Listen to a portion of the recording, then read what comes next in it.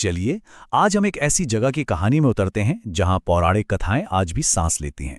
हम बात कर रहे हैं बिहार के देवकुली धाम की, जिसे भुवनेश्वर नाथ धाम के नाम से भी जाना जाता है। अच्छा, कभी सोचा है कि क्या ऐसा हो सकता है कि हजारों साल पुराने महाकाव्य महाभारत का कोई हिस्सा, कोई जगह आज भी हमारे बीच हो, अपनी पूरी की पूरी दिव्यता के साथ, वैसे का वैसा? हाँ, बिल्कुल है। और ये जगह कहीं दूर नहीं, बल्कि बिहार के दिल में मौजूद है।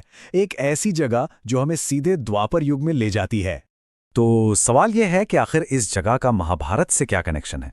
देखिए, इसकी कहानी शुरू होती है सीधे द्वापर युग से। वो समय जब कहते हैं कि देवता और इंसान धरती पर एक साथ चला करते थे।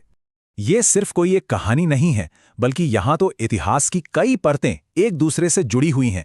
जरा सोचिए, यही वो जगह थी जो कभी पांचाल के राजा द्रुपद की राजधानी हुआ करती थी। कहते हैं कि यहीं उस यज्ञकुंड से द्रौपदी का जन्म हुआ था।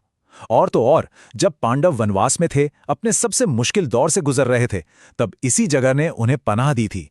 और इस सब के बाद स्वयं धर्मराज युधिष्ठिर ने यहां भगवान शिव के प्रतीक एक शिवलिंग की स्थापना की। तो समझ रहे हैं ना, ये सिर्फ सुनी सुनाई बातें या कथाएं नहीं हैं। ये इस मिट्टी की यादें हैं जो देवकुली को सिर्फ एक मंदिर नहीं, बल्कि महाभारत का एक जीता जागता पन्ना बना देती हैं।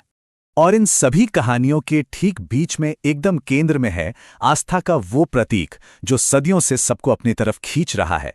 वो है यहाँ का प्राचीन और बेहद रहस्यमयी शिवलिंग। पता है इसकी सबसे अनोखी बात क्या है? ये शिवलिंग किसी कारीगर ने नहीं बनाया है। ये किसी मूर्ति की तरह तराशा नहीं गया। ये तो कुदरत का बनाया हुआ एक बहुत ही कठोर और पुराना पत्थर है। और शायद यही रहस्य इसे और भी ज्यादा दिव्य बना देता है। और लोगों का जो विश्वास है ना यहाँ, वो गजब का है। एक मजबूत मान्यता है कि इस पवित्र शिवलिंग के सामने अगर सच्चे दिल से कुछ भी मांगा जाए तो वो मुराद जरूर पूरी होती है। शायद यही वो शक्ति है जो हर साल लाखों लोगों को यहाँ खींच लाती है। लेकिन देवकुली की जो दिव्यता है वो सिर्फ शिवलिंग तक ही सीमित नहीं है।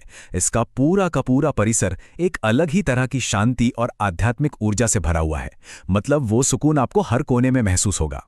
यहाँ पर दर्शन करने का एक खास तरीका है जो ज्यादातर लोग अपनाते हैं। सबसे पहले मंदिर के पास बने पवित्र तालाब में स्नान किया जाता है। उसके बाद मुख्य शिवलिंग का अभिषेक होता है, जहां लोग जल और दूध चढ़ाते हैं। और आखिर में परिसर में जो दूसरे देवी देवताओं के मंदिर हैं, उनके दर्शन किए जाते हैं। और पता है, यहाँ का पूरा कैंपस ना ऐसा लगता है जैसे भगवान शिव का पूरा परिवार यहीं रहता हो। मुख्य मंदिर के आसपास ही माता पार्वती, भगवान गणेश, कार्तिकेय और संकटमोचन हनुमान जी के भी मंदिर हैं। मतलब यहाँ आकर एक पूरा आध्यात्मिक अनुभव मिलता है। वैसे तो यहाँ बहुत शांति रहती है, लेकिन ये धाम हमेशा इतना शांत नहीं रहता। साल में कुछ ऐसे खास मौके आते हैं जब यहाँ भक्ति और उल्लास का ऐसा सागर उमड़ता है कि वो नज़ारा देखने लायक होता है। यहाँ के दो मुख्य उत्सव है, महाशिवरात्रि और सावन का महीना। महाशिवरात्रि तो यहाँ का सबसे बड़ा त्योहार है। उस दिन लाखों लोग जलाभिषेक करने, मतलब शिवलिंग पर जल चढ़ाने आते हैं। और फिर आता है सावन का महीना। उस पूरे महीने खासकर हर सोमवार को यहाँ भक्तों का तांता लगा रहता है और दूर दूर से कांवड़िए पवित्र गंगाजल लेकर यहाँ पहुँचते हैं। तो अब जाहिर है मन में ये सवाल उठ रहा होगा कि अगर इस पवित्र भूमि के दर्शन करने हो तो देवकुली धाम तक पहुंचा कैसे जाए। देखिए, यहाँ पहुँचना ज़्यादा मुश्किल नहीं है। अगर सड़क से जा रहे हैं तो ये शिवहर जिला हेडक्वार्टर से करीब 10-15 किलोमीटर ही दूर है।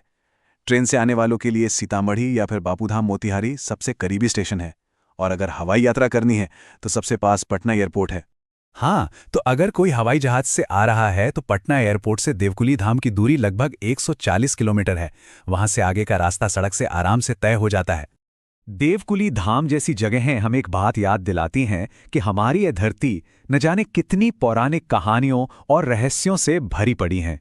और ये सोचने पे मजबूर करती हैं कि ऐसी और कितनी पवित्र कहानियां हैं जो बस खोजे जाने का इंतजार